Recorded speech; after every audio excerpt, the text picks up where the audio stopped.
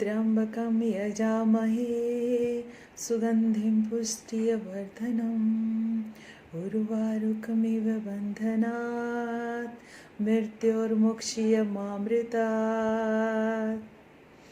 हे तीनों लोकों के स्वामी, आप इस संसार में सुगंधि के समान व्याप्त हैं। मेरी आपसे प्रार्थना है कि हे प्रभु, जिस प्रकार पका हुआ फल वृक्ष से स्वयं अलग हो जाता है, उसी प्रकार इस संसार के सभी प्राणियों के दुख उनके जीवन से अलग हो जाएं, अलग हो जाएं। नमस्कार, मैं हूँ पूनम। ज्ञान का नया चरण लेकर आपके सामने प्रस्तुत हूँ।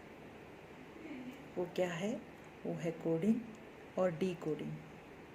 कोडिंग यानी कि कारण को जानना, डी कोडिंग यानी कि निवारण करना। लास्ट वीडियो में मैंने आपके सामने पर्सनालिटी डेवलपमेंट के डिफरेंट एस्पेक्ट को प्रस्तुत किया था, ताकि आप उनको समझ सकें और आपके बच्चे के जीवन में आने वाले उन सभी पलों को जान सके जहाँ पर आपका होना बहुत ज़रूरी है, ताकि वो जीवन में कभी भी निराश होकर एडिक्शन जैसी बीमारी में ना जाए। उसमें हमने साइकोलॉजिकल, बायोलॉजिकल और सोशल फैक्टर को डिस्कस किया था। अब बायोलॉजिकल फैक्टर क्योंकि दिखाई देते हैं, हम उनको समझ सकते हैं और मेडिकल फैसिलिटीज़ भी इतनी है कि हम उनकी हेल्प लेकर अपने बच्चे की मदद कर सकते हैं। लेकिन साइकोलॉजिकल फैक्टर यानी बिना दिखने वाला दुश्मन, जो दुश्मन दिखाई ही ना दे, उसका कैसे सामना किया जाए। और इसको नापने की कोई मशीन भी नहीं है, यानी कि मन की स्थिति को नापने की कोई मशीन नहीं है कि मन स्टेबल है या नहीं है। हमारे जो पुराने ग्रंथ हैं उनमें कहा गया है कि नर ही नारायण है, यानी कि नर के मन में ही नारायण वास करते हैं, यानी कि नर के मन को जो है स्टेबल रहना ही नारायण का प्रतीक है। और ये स्टेबल ना हो तो ये ही रावण के समान है। मन की स्थिति को माता पिता बच्चे के बचपन से ही जान सकते हैं, समझदारी से समझ सकते हैं और उसको हर एक पल साथ रहकर प्रैक्टिस कराकर उसको जीवन में आगे बढ़ने के सही रास्ते की तरफ प्रेरित कर सकते हैं और उसकी आने वाली मुश्किलों को आसान भी कर सकते हैं। इस मन की स्थिति को समझने के लिए मेरी एक छोटी सी कोशिश।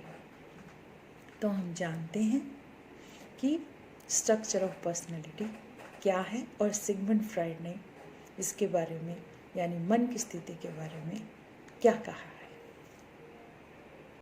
Father of psychology mister Sigmund Freud ने जीवन के निर्माण में 3 हिस्सों की सहभागिता को जिम्मेदार बताया है, जिसके अलग अलग इस्तेमाल के द्वारा हम जीवन की हर हर्डल्स को पास करने का प्रयास करते हैं।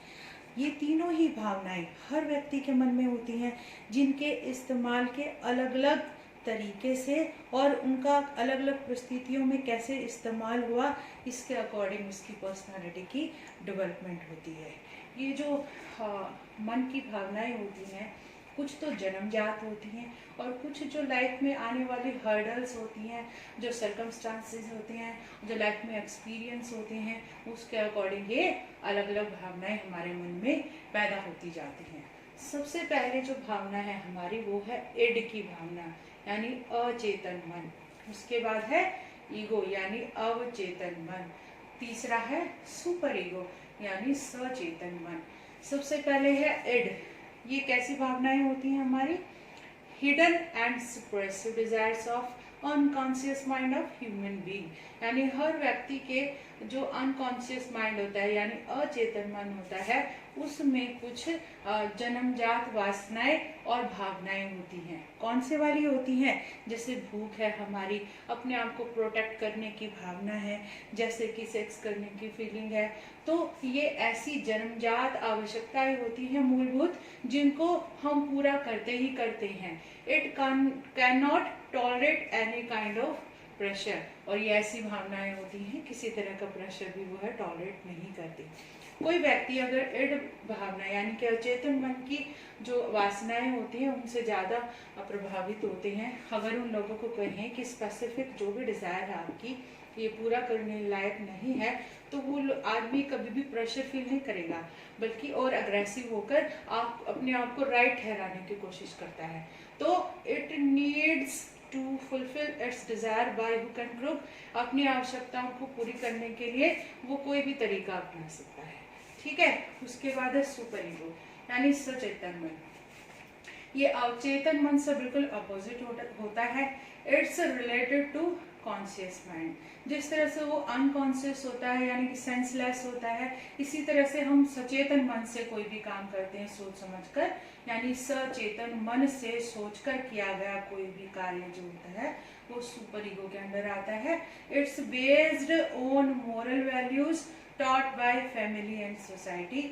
ये जो मन होता है वो हमेशा संस्कारों के ऊपर काम करता है, यानी कि उन मोरल वैल्यूज के ऊपर हमेशा केंद्रित रहता है, जो कि फैमिली के द्वारा यानी पेरेंट्स के द्वारा और सोसाइटी में जो रिलीजन है और एनवायरनमेंट उनको सिखाता है।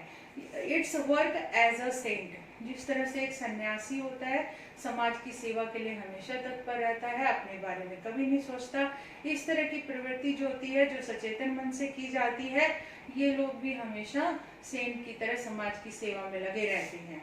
उसके बाद है ready to sacrifice for humanity and nationalism, और हमेशा तैयार रहते हैं समाज के जो है प्रोग्रेस के लिए, समाज को आगे बढ़ाने के लिए और अपने राष्ट्र की सेवा के लिए किसी तरह के सैक्रिफाइस के लिए हमेशा तैयार रहते हैं। उसके बाद है ईगो यानी अवचेतन मन।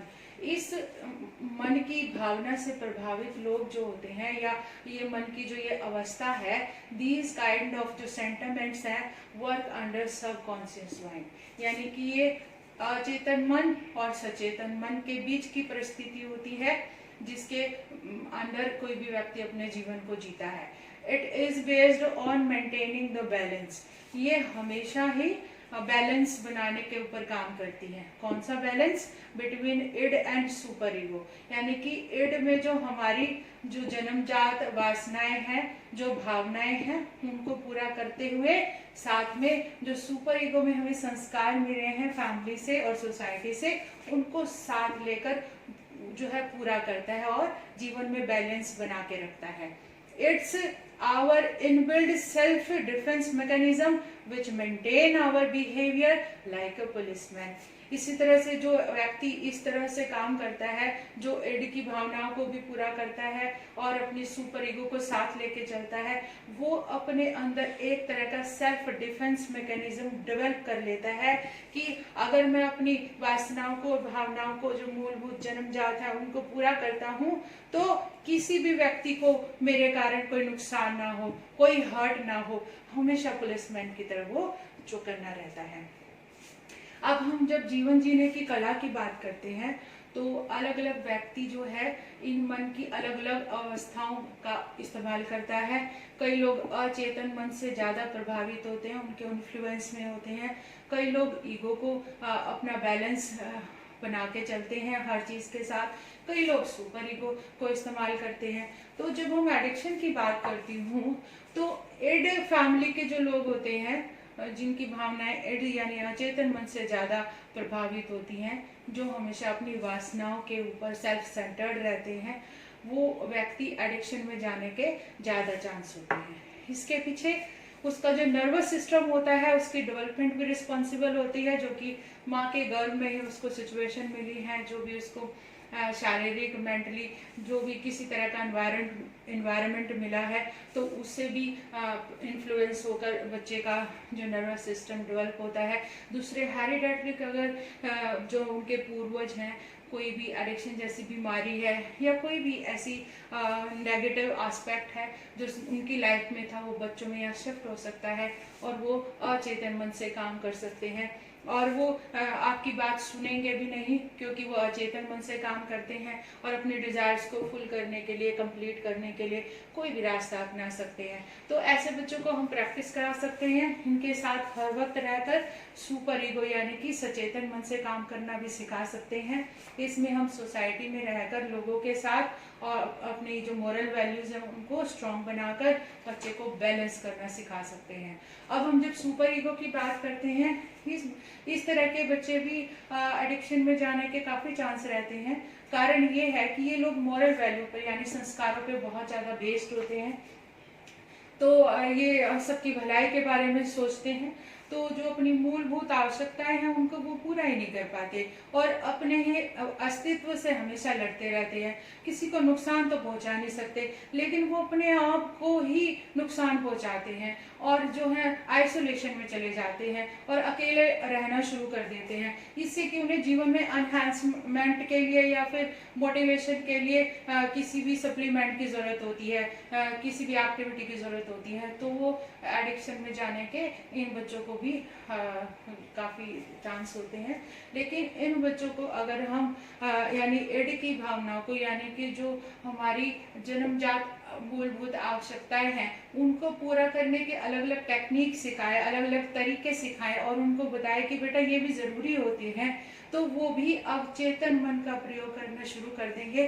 उनमें बैलेंस करने की पावर है वो बढ़ जाएगी।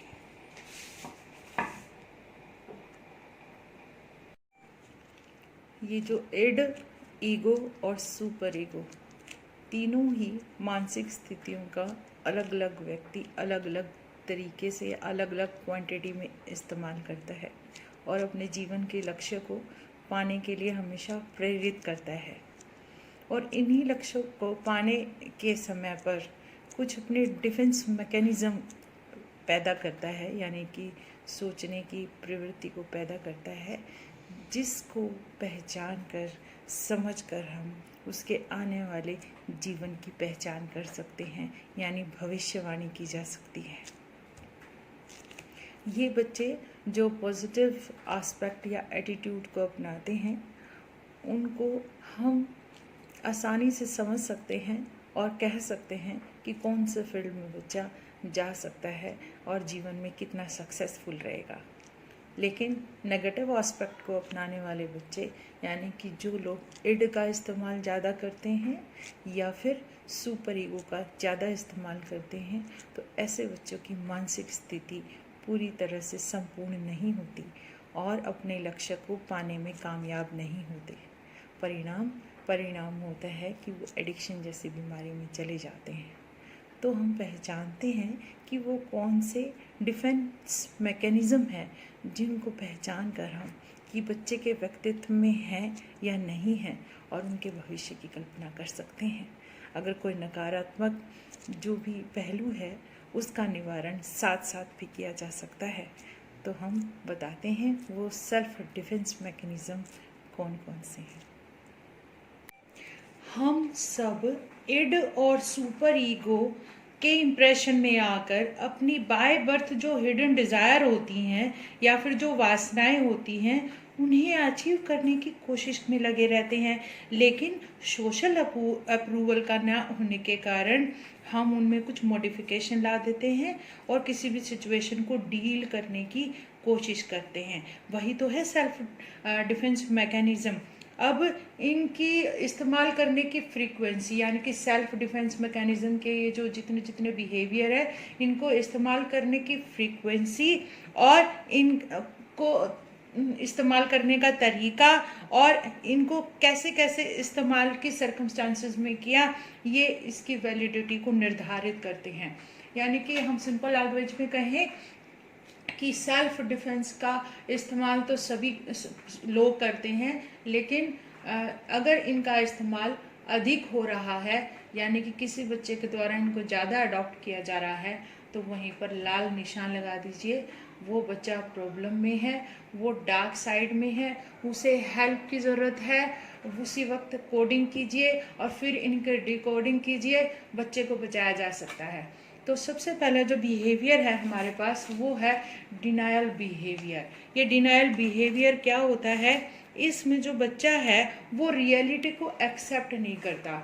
जैसे कि हमने बड़ों को ये देखा है कि जो ये सोशल ड्रंकर्ड होते हैं या फिर स्मोकर होते हैं, वो क्या कहते हैं कि हम तो पीते ही नहीं, हम तो खाते ही नहीं। इसी तरह से बच्चा कहेगा मैं तो झूठ बोलता ही नहीं। तो इस तरह के जब बिहेवियर बच्चे में बार बार दिखाई दे उसी वक्त डिनोट कीजिए और उसे डायग्नोज कीजिए। उसके बाद है फैंटेसी। फैंटेसी का मतलब अपने सपनों में जीना, डे ड्रीमिंग होती है। बच्चे को पता होता है कि किसी भी स्पेसिफिक जो डिज़ायर है उसका अगर मैं करूँगा इस्तेमाल तो इसके कोई सीक्वेंसेस हो सकते हैं, लेकिन फिर भी वो करता है। कैसे, जैसे कि एक जुआरी होता है, वो जुआ खेलने के लिए जब भी क्लब में जाता है लाखों करोड़ों रुपए साथ लेके जाता है, हर बार हारता है, लेकिन अगली बार फिर उम्मीद के साथ वापस जाता है कि जब भी मैं जीतूंगा एक बड़ी सी गाड़ी, बड़ा सा घर, जमीनें, जायदाद, एक्सेट्रा एक्सेट्रा, ये करूंगा वो करूंगा। तो इस तरह से वो सपने लेता है और बार बार उस बिहेवियर को अडॉप्ट करता है। उसके बाद है आइडेंटिफिकेशन। ये क्या होता है, ये हीरोइज्म होता है। मतलब कहने का इस उम्र यानी कि 14-15 साल की उम्र में बच्चे किसी भी व्यक्ति को आइडियल बना लेते हैं। वो एक्टर एक्ट्रेसेस भी हो सकती हैं या फिर कोई आसपास का ऐसा व्यक्ति जिसकी इंप्रेसिव पर्सनालिटी हो, वो भी हो सकता है। वो उन्हीं के अनुसार जीने की कोशिश करता है, उसके रहन सहन खान पान को अपनाने की कोशिश करता है। फॉर एग्जाम्पल, जैसे कि एक्शन हीरो अक्षय कुमार है, अगर किसी एड में उसको स्मोक करते हुए बच्चे पाते हैं तो ऑब्वियसली एक्शन को पसंद करने वाले बच्चे 90% स्मोकिंग को अडॉप्ट करेंगे। उसके बाद है आइसोलेशन। इसका मतलब है अकेलेपन में जाना। इसमें जो बच्चे ज़्यादातर इड में यानी कि इड की फीलिंग को लिए हुए ज़्यादा होते हैं, उसमें जो सोशल अप्रूवल ना होने के कारण उनकी डिज़ायर्स को जो उनके पीयर ग्रुप यानी फ्रेंड्स होते हैं उनको छोड़ के चले जाते हैं, यानी उनकी कंपनी को पसंद नहीं करते क्योंकि वो डिज़ायर्स सोशल अप्रूवल नहीं होती हैं। तो इस हालत में बच्चा अकेला पड़ जाता है, आइसोलेशन में चला जाता है। दूसरा, सुपर ईगो वाले पर्सन हैं जो वो अपनी जो बचपन की जो यानी बाय बर्थ डिजायर्स हैं उनको फुलफिल नहीं कर पाता, इस चक्कर में अपने आप से लड़ता रहता है। मोरल्स की वजह से किसी को परेशान तो कर नहीं सकता, लेकिन खुद को ही डेंजर में लेके जोन में चला जाता है और अकेला रहना पसंद करता है, इस कारण वो आइसोलेशन में चला जाता है। उसके बाद है प्रोजेक्शन। ये प्रोजेक्शन क्या होता है, प्रोजेक्शन में बच्चा अपनी जो कमियां होती हैं दूसरों में दिखाने की कोशिश करता है। कैसे, जैसे कि वो खुद झूठा है और कहता है सारी दुनिया झूठी है, तो अपनी ये नहीं बताएगा कि मैं भी झूठ बोलता, बल्कि सब में कॉमन करने की कोशिश करेगा कि सब झूठ बोलते हैं तो मैं भी बोलता हूँ, कोई निराली बात नहीं है। तो कुछ बच्चे कहेंगे सारी दुनिया चोर है, तो इसका मतलब ये फीलिंग उसके अंदर भी है, सीधी सी बात है। तो अगर इन शब्दों का बार बार बच्चा इस्तेमाल कर रहा है तो समझिए, उसको पहचानिए और डायग्नोज कीजिए। उसके बाद है डिस्प्लेसमेंट। डिस्प्लेसमेंट का मतलब है एक का गुस्सा दूसरे पे उतारना। जिस तरह से ऑफिस से डांट खाकर कोई भी पर्सन अगर घर आता है तो घर पर आकर अपने बीवी बच्चों या फैमिली पे अपना गुस्सा उतारता है, तो ये डिस्प्लेसमेंट्स की फीलिंग को प्लीज़ बार बार रिपीट मत कीजिए, क्योंकि बच्चे देखते हैं, समझते हैं और अपने जीवन में उतारने की कोशिश करते हैं। उसके बाद है रिएक्शन फॉर्मेशन। इसमें क्या होता है, जो भी हमारे इमोशंस होती हैं, जो भी इमोशंस होती हैं, हम उससे अपोजिट बिहेव करते हैं। लाइक जैसे कि कोई एडिक्ट है और वो एडिक्शन में है, लेकिन अगर अपने बच्चों से बात करेगा या फैमिली में कहीं सोशल गेट टुगेदर में जाएगा तो क्या कहेगा कि भाई नशा नहीं करना चाहिए, क्योंकि एडिक्शन से लंग्स खराब हो जाते हैं, किडनी खराब हो जाती है, लिवर खराब हो जाते हैं, और जाने कितने एग्जाम्पल वो दे सकता है। लगता है जैसे इससे ज्यादा कोई समझदार नहीं, लेकिन वो खुद एडिक्शन में होता है। तो ये होता है रिएक्शन फॉर्मेशन। तो ये बच्चों में भी दिखाई देती हैं चीजें कि खुद उसमें वो भावनाएं होती हैं, उससे अपोजिट उठकर वो अपने आप को एक्सप्रेस करता है, तो पहचानिए इन चीजों को। उसके बाद है रिप्रेशन। रिप्रेशन क्या होता है, ये होती है जो अनप्लेजेंट जो भी फीलिंग होती है उनको दबाने की कोशिश करते हैं। ठीक है। वो कैसे, जैसे कि कहीं हम गए हैं, किसी ने हमें इंसल्ट कर दिया, अब्यूज किया या हमें दबाने की कोशिश की, इस वजह से हम प्रेशर में आ गए, लेकिन वहाँ सिचुएशन ऐसी थी कि हम उसको दोबारा से कुछ कह भी नहीं सकते, इसलिए वहाँ छोड़कर हम घर आते हैं।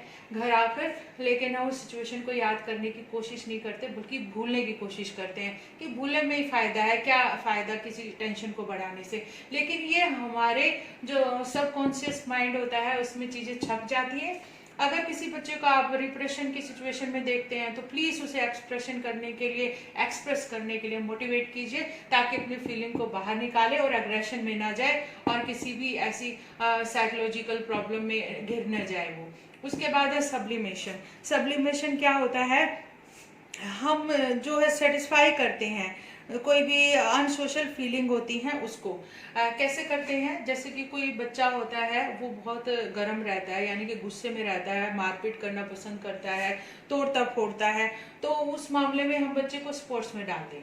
स्पोर्ट्स में डाल के, जैसे बॉक्सिंग है, अब बॉक्सिंग में उसकी एनर्जी यूज होगी, यूटिलाइज होगी, और जब वो एनर्जी वेस्ट होगी उसकी, उसको सेटिस्फेक्शन फील होगी, उसको कंफर्ट फील होएगा। तो ऐसे बच्चे स्पोर्ट्स में जाने के सबसे ज्यादा चांस होते हैं। उसके बाद सेना में भर्ती करा दो तो उनको डायरेक्शन भी अच्छी मिल जाती है। तो पेरेंट्स ये काम करके अपनी भूमिका को अच्छे से निभा सकते हैं। उसके बाद है एक्टिंग आउट। ऐसे बच्चे क्या होते हैं, डायरेक्ट बोलते हैं। जैसे कि लास्ट टाइम मेरे बच्चे ने कहा, मम्मी आई हेट यू।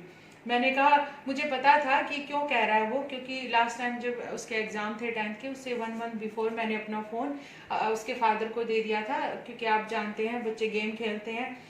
लेकिन जब 1 महीने बाद अपने फादर से वो जाके मिला तो उसने मुझे देखा कि मैंने उनसे फोन लिया और कहा मम्मी आई हेट यू। और मैंने कहा कि बेटा फादर बनोगे तो समझोगे। तो ये है एक्टिंग आउट। अगर बच्चा इसी बात को बार बार रिपीट करता है कि आई हेट यू, तो या इसी तरह के बहुत सारे वर्ड्स होते हैं जिसमें हम एक्टिंग आउट डायरेक्टली कर देते हैं, तो बच्चे को मना कीजिए, समझाइए, ताकि वो उन वर्ड्स को दोबारा यूज ना करें। उसके बाद है कंपनसेशन। अब ये कंपनसेशन क्या होता है, कंपनसेशन में जो बच्चे होते हैं वो कवरिंग अपनी वीकनेस को किसी भी एडवांटेज के साथ बिलोंग कर देते हैं। कैसे, यानी कि कोई एक फील्ड में वीक है तो दूसरी फील्ड में उसको एडवांटेज यानी मेहनत करके और उसमें सक्सेस हासिल करने की कोशिश करेंगे। कैसे, जैसे कि एक ब्लाइंड पर्सन है, वो अपनी वोकल वॉइस को यूज करके और अच्छे से अच्छा सिंगर बन जाएगा। तो ये होता है कंपनसेशन। इस मामले में एडिक्ट क्या करते हैं कि रात को तो ड्रिंक करते हैं, सुबह ऑफिस में जाते हैं और जब सैलरी आती है तो अपनी फैमिली को कहते हैं भाई मैं ही खिलाता हूँ तुम्हें, ये जो सैलरी जो दे रहा हूँ हाथों में ये मेरी वजह से है, इसलिए तुम्हें मुझे एडिक्शन से रोकने का कोई हक नहीं है। यानी कि उसको क्या कहता है, कंपनसेशन करता है कि कोई उसे रोके ना, और ऐसा होता भी है बहुत बार। उसके बाद है रिग्रेशन। ये रिग्रेशन क्या होता है, पिछले समय में जाना। यानी कि कोई भी सिचुएशन डील करने में अगर कोई बच्चा अनकंफर्टेबल है तो वो क्या करेगा, अपने बचपन के समय को याद करेगा जब वो अपने आप को सबसे ज्यादा सेफ फील करता था, कंफर्टेबल फील करता था। क्या करता था उस टाइम पे, वो अंगूठा चूसता था या कोई भी एक्टिविटी करता था। उस एक्टिविटी को वो अब कंफर्ट फील कराने के लिए दोबारा से रिपीट करता है। यानी कि अंगूठा चूसना, कई लोग बिस्तर गीला कर देते हैं। तो अगर किसी बच्चे को आप अंगूठा चूसते हुए देखें, 14-15 साल के बच्चे को या 13 साल के बच्चे को या इससे ऊपर, तो समझ जाइए वो रिग्रेशन में है। उससे एक्सप्रेस करने की जो टेक्निक्स होती हैं वो सिखाइए, उसे कहिए कि अपने आप को एक्सप्रेस करे। इसके बहुत सारे तरीके होते हैं, मैं आपको आगे बताऊंगी एज के अकॉर्डिंग इसको कैसे डेवलप करते हैं। उसके बाद है रैशनलाइजेशन। रैशनलाइजेशन का मतलब होता है गलत लॉजिक देना। इसमें जैसे बच्चे होते हैं, स्कूल जाते हैं, बाय चांस किसी सब्जेक्ट में मार्क्स अच्छे नहीं आए तो हम उनसे पूछते हैं बेटा क्या बात हुई, बाकी सब्जेक्ट में तो आपने इतने अच्छे मार्क्स लिए हैं लेकिन स्पेसिफिक सब्जेक्ट में आप इतने मार्क्स क्यों नहीं लेके आए हैं अच्छे। तो उनका सीधा सा जवाब होता है टीचर अच्छे से नहीं पढ़ाती है। लेकिन और साथ में कई बार क्या कहते हैं कि सारी क्लास के बच्चों के मार्क्स कम आए हैं। तो ये होता है रैशनलाइजेशन। अगर बच्चा इस युक्ति को बार बार इस्तेमाल करता है तो समझ जाइए कि प्रॉब्लम कहीं और है, और फाइंड आउट करने की कोशिश कीजिए कि प्रॉब्लम क्या है। यहीं पर डायग्नोज किया जा सकता है, यानी कोडिंग हो सकती है और साथ साथ डिकोडिंग भी हो सकती है। उसके बाद है इंटेलेक्चुअलाइजेशन। ये क्या होता है, इसमें बच्चा इमोशंस जो हावी ना हो इसके लिए फैक्ट के बारे में सोचने लग जाता है। अच्छा, बचपन में भी तो देखते हैं, लेकिन हम बड़े होने पे समझाने की कोशिश करती हूँ। कई बार किसी के पेरेंट्स की डेथ हो जाती है तो इमोशंस में ना बहे वो, उस सिचुएशन से पीछे छुड़ाने के लिए उस वक्त जो घटनाक्रम चल रहा होता है, यानी विधि विधान जो चलते हैं उनके ऊपर फोकस करता है और उन रिचुअल्स को निभाने के लिए वो एक्ट करता है कि ऐसे करना है वैसे करना है।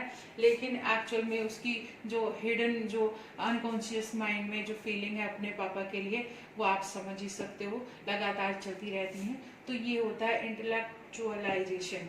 उसके बाद है आइडेंटिफिकेशन। आइडेंटिफिकेशन में क्या होता है, हम कॉपी करते हैं किसी और की, किस लिए, क्योंकि हम उसका रिजेक्शन है वो, यानी अवॉइड करना उसका, वो सहन नहीं कर सकते, ठीक है, या फिर अग्रेशन जो है हम सहन नहीं कर सकते। तो इसमें क्या करते हैं, अपनी आइडेंटिटी को भूल जाते हैं, ठीक है।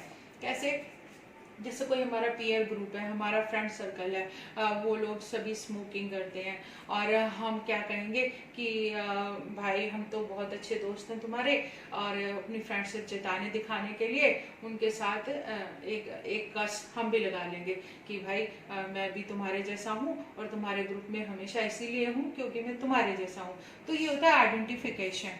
तो अगर ऐसा पीयर ग्रुप है तो सावधान हो जाइए, ध्यान रखिए, चीज़ों को संभाला जा सकता है, टेंशन लेने की ज़रूरत नहीं है। विदड्रॉ, ये विदड्रॉ क्या होता है, विदड्रॉ में गिविंग अप कर देते हैं बच्चे। कैसे करते हैं, हार मान जाते हैं वो। क्यों, क्योंकि उन्हें सिचुएशन में लगता है अपनी एनर्जी वेस्ट करें हम, इससे अच्छा है सामने वाले की बात को मान जाए और स्मूथली हर चीज़ हो जाएगी, इसमें मेरी ज़्यादा एनर्जी वेस्ट नहीं होगी और मैं इस एनर्जी को कहीं और यूटिलाइज कर सकता हूँ।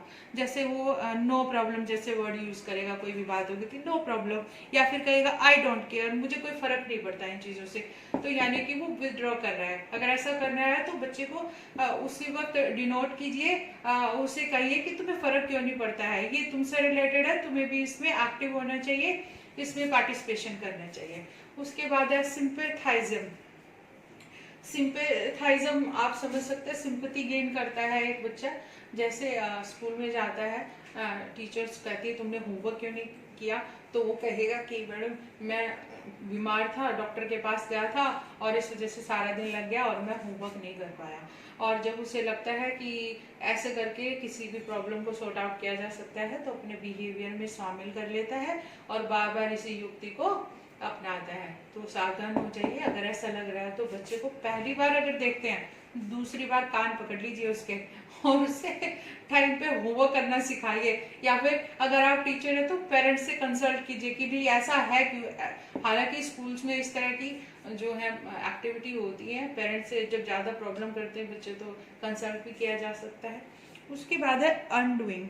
ये अनडूइंग क्या होता है, इसमें क्या होता है, कुछ भी गलत होने से हमारे से, या उस अगर हम किसी जैसे किसी की इंसल्ट कर देते हैं तो उस फीलिंग से, गिल्ट फीलिंग से बचने के लिए हम सामने वाले की प्रेज कर देते हैं, चाहे वो वैसा हो या फिर ना हो, सिर्फ उस गिल्ट से बचने के लिए क्योंकि हमने इंसल्ट किया है। तो ये होती है अनडूइंग। उसके बाद है इंट्रोजेक्शन। ये इंट्रोजेक्शन क्या है, ये अपोजिट होता है प्रोजेक्शन का, ठीक है। प्रोजेक्शन में क्या क्या था कि हम फीलिंग जो हमारी होती है वो औरों के साथ भी वैसी दिखाकर हम अपने आप को एक्सप्रेस करते हैं कि सब चोर हैं तो मैं चोर हूँ इसीलिए, ठीक है। तो इसी तरह से जो इंट्रोजेक्शन होता है, इसमें क्या करते हैं, हम दूसरे की वैल्यू या नॉर्म्स जो होते हैं उनको ऐसे मानते हैं जैसे कि वो अपनी है, सेम ही है ना। वो कैसे, जैसे कि किसी की माँ बीमार है और दोस्त है मान लो उसका, तो फटाफट कहेगा यार मैं तेरा दोस्त हूँ, तो किसी भी प्रॉब्लम में मैं हमेशा साथ हूँ, अगर हॉस्पिटल में जाना और रात को रुकना तो ऑब्वियसली मैं भी तुम्हारे साथ हूँ। यानी कि उसकी सिचुएशन में उसकी फीलिंग को अपने उनकी फीलिंग को अपने जैसा आप बताते हो और उसकी हेल्प करते हो। उसके बाद सब्स्टिट्यूशन। ये सब्स्टिट्यूशंस क्या होता है, किसी भी चीज़ को सक्सेस ना होने के बाद, यानी सब्स्टिट्यूट है, उसी से सब्स्टिट्यूशंस बना है कि सब्स्टिट्यूट ढूंढना। हम कभी भी एक सिचुएशन में फेल हो जाते हैं तो क्या करते हैं, दूसरा अडॉप्ट कर लेते हैं, दूसरी फटाफट उस सिचुएशन को सॉल्व करने की बजाय बीच में छोड़ देंगे और दूसरी सिचुएशन को ग्रैप्स कर लेंगे और उसको करने की कोशिश करेंगे। ऐसी प्रवृत्ति के लोग दूसरी सिचुएशन होगी उसको भी ठीक से डील करेंगे, क्योंकि उसकी आदत में शामिल हो जाता है बार बार करने से, फिर वो तीसरी सिचुएशन पकड़ लेता है। तो इस सब्स्टिट्यूशंस की जो सिचुएशन होती है, इसे बच्चों में समझिए कि अगर इस तरह की कोई प्रॉब्लम करते हैं बच्चे तो उन्हें साथ रहिए, उनको प्रैक्टिस कराइए, पहली बार में कोई चीज़ में अनसक्सेस हो रहे हैं तो करने का तरीका बताइए और उनको आगे बढ़ाइए। तो आपने जाना कि हमारे कौन कौन से सेल्फ डिफेंस मैकेनिज़्म होते हैं जिसका हर व्यक्ति इस्तेमाल करता है, लेकिन इनकी मात्रा सुनिश्चित होती है। अगर हम इन सेल्फ डिफेंस मैकेनिज़्म का इस्तेमाल बार बार करते हैं, हर बार करते हैं, तो माता पिता को सावधान हो जाना चाहिए कि बच्चा किसी भी नेगेटिव रास्ते को अपना सकता है और एडिक्शन जैसी डिजीज़ में जाने के ज़्यादा चांसेस रहेंगे। और इन सेल्फ डिफेंस का कम से कम इस्तेमाल करने वाला बच्चा कभी भी गलत रास्ते पे जा ही नहीं सकता। अब बात है कि ये सेल्फ डिफेंस मैकेनिज़्म है, इसको स्ट्रॉन्ग यानी कि नेगेटिव एस्पेक्ट को कैसे कम किया जाए। अब ये तो थी कोडिंग, अब हम करते हैं डी कोडिंग यानी इनका निवारण। हमने जाना कि मन के कुछ कमज़ोर हिस्से होते हैं जिनको स्टेबल करना बहुत आवश्यक है, तो यही तो है, यानी मन की स्थिति को स्टेबल करना। अब वो कैसे करें? हमारे बच्चे दो तरह से सीखते हैं, एक तो टीचिंग के थ्रू, एक लर्निंग के थ्रू। टीचिंग में हम बच्चों को इंस्ट्रक्शंस देते हैं कि बेटा ऐसा करो, वैसा करो, नहीं तो ऐसा होगा, नहीं तो वैसा होगा। इससे बच्चे अपनी जो पांचों सेंसेस होती हैं उनको पूरी तरह से इस्तेमाल नहीं कर पाते, क्योंकि हम लर्निंग सबसे बेटर तभी करते हैं जब हमारी जो 5 सेंसेस होती हैं, आँख, नाक, कान, स्किन, इनको इस्तेमाल करते हैं और वो परमानेंट होती है। तो अब बात है कि हमें बच्चों को लर्निंग से सिखाना है। अब लर्निंग से कैसे सिखाया जाता है? हम बच्चे को एनवायरनमेंट प्रोवाइड कराते हैं, उसे हम इंस्ट्रक्शन नहीं देते हैं, हम उन्हें खुद करके सिखाते हैं। यानी कि जीवन के जो 2 साल से लेकर 10-11 साल तक का टाइम होता है बच्चे का, उस टाइम पर पेरेंट्स को हर वक्त अवेयर रहना होता है, उनके साथ रहना होता है, उनको वो एनवायरनमेंट प्रोवाइड कराना होता है जिससे कि उनके अंदर संस्कार उत्पन्न हो। ये संस्कार कौन कौन से होने चाहिए? प्रेम है, त्याग है, सहिष्णुता है और धैर्य है और आपस में मिलजुल कर रहना है। तो ऐसे बहुत सारे संस्कार हैं जो कि हमारे पुराने समय से हमारे पूर्वज हमें बताते आए हैं, लेकिन हमने कभी इनके ऊपर ध्यान ही नहीं दिया है। हम आपस में ही एक दूसरे से लड़ते रहते हैं या फिर एक दूसरे के बारे में नेगेटिव सोचते रहते हैं, और जिसका सीधा सीधा असर हमारे बच्चों पर पड़ता है। उनकी मानसिक स्थिति स्टेबल ही नहीं हो पाती। तो सबसे बड़ा रोल माँ बाप का होता है इसमें। माँ बाप को अपनी मानसिक स्थिति सबसे पहले स्टेबल करनी पड़ेगी। ये जो 4-5 मोती बताए हैं मैंने आपको, प्रेम है, त्याग है, धैर्य है, इनको साथ में लेकर अपनी किसी भी आने वाली सिचुएशंस को आप स्टेबल तरीके से, यानी कि अपने भावों को कंट्रोल करते हुए, यानी कि ना ज़्यादा दुखी हो, ना ज़्यादा खुशी हो, या फिर और बहुत से भावनाएं होती हैं जिनमें हम बहकर हम कोई भी रिएक्शन करते हैं एक्शन का, और उससे एक एनवायरनमेंट पैदा होता है, वो नेगेटिव ही होता है। तो चीज़ों को हम बढ़ाने की बजाय, यानी कि नेगेटिव चीज़ों को बढ़ाने की बजाय हम अच्छी चीज़ों को बढ़ाने का प्रयास करें। उसको बच्चा हमारे चारों तरफ देखेगा, सीखेगा और समझेगा, और आने वाले भविष्य में हो ही नहीं सकता कि वो उसे ना अपनाए। अब ये बात है कि मन की स्थिति को हम स्टेबल करते हैं तो उसका फ़ायदा क्या होता है? जैसे कि कोई बड़ी चीज़ है, उसको हम पास से देखते हैं, यानी कि हम मानते हैं कि एरोप्लेन के पास खड़े हुए हैं, या फिर हम किसी बस के या ट्रक के पास खड़े हुए हैं, तो हम पास खड़े हुए व्हीकल के लंबाई चौड़ाई के अनुपात को ठीक से नहीं जान पाते। लेकिन अगर वही व्हीकल हमारे से 1-2 किलोमीटर दूर खड़ी कर दी जाए तो उसके लंबाई चौड़ाई के अनुपात को ठीक से समझ पाते हैं। हम उसका इवन चित्र भी यानी पिक्चर भी बना सकते हैं। इसी तरह से सिचुएशंस होती हैं, जब हम भावों से उठकर सिचुएशंस को देखते हैं तो एक तरह से हमारे से दूर होती हैं, यानी कि हम दूर खड़े होकर उस स्थिति को, उस परिस्थिति को अच्छे से आंकलन कर पाते हैं, उसे समझ पाते हैं, उनको हमें सॉर्ट आउट कैसे करना है उसी वक्त फटाफट हमारे माइंड में वो जो है समझ बन जाती है और हम सफलतापूर्वक उसको डील करते हैं। तो हमारा बच्चा जब ऐसा करते हुए हमें देखता है तो वो अपने जीवन में उसे उतार लेता है और आने वाले समय में भी उसी तरीके से डील करता है जैसे कि हम लोग यानी हमारे पेरेंट्स हैं वो करते हैं। उन्हीं टूल्स का इस्तेमाल करता है, यानी प्यार, धैर्य, सहिष्णुता, त्याग और इसी तरह के बहुत सारे संस्कार होते हैं, उनके साथ लेकर अपने जीवन को जीता है। तो उसका मन क्या होता है, स्टेबल हो जाता है, वो परिस्थितियों को है ठीक से समझ पाता है। तो हो ही नहीं सकता कि वो आने वाले समय में किसी भी नेगेटिव एस्पेक्ट को अपनाए और वो किसी भी ऐसी एडिक्शन जैसी बीमारी में चला जाए कि उसका जीवन खतरे के कगार पर चला जाए। हम उसके जीवन को देखा जाए तो संवार भी सकते हैं और खुद ही बिगाड़ भी सकते हैं। तो हो जाइए सावधान। महत्वपूर्ण ये है कि हमें स्टेबल होना है, हमें अपने विचारों से ऊपर उठकर अच्छी भावनाओं को बढ़ाना है, उन संस्कारों को बढ़ाना है जो हमारे पूर्वजों ने हमें दिए हैं, उनको धैर्य से, सहिष्णुता से, प्रेम से और त्याग से नर्चर करना है और अपने बच्चों को सुंदर सुंदर फ्लावर की तरह जो है नर्चरिंग करनी है, उनकी प्रोग्रेस करने के लिए उनको मोटिवेट करना है। तो मैं अपने विचारों को यहीं पर विराम देती हूँ।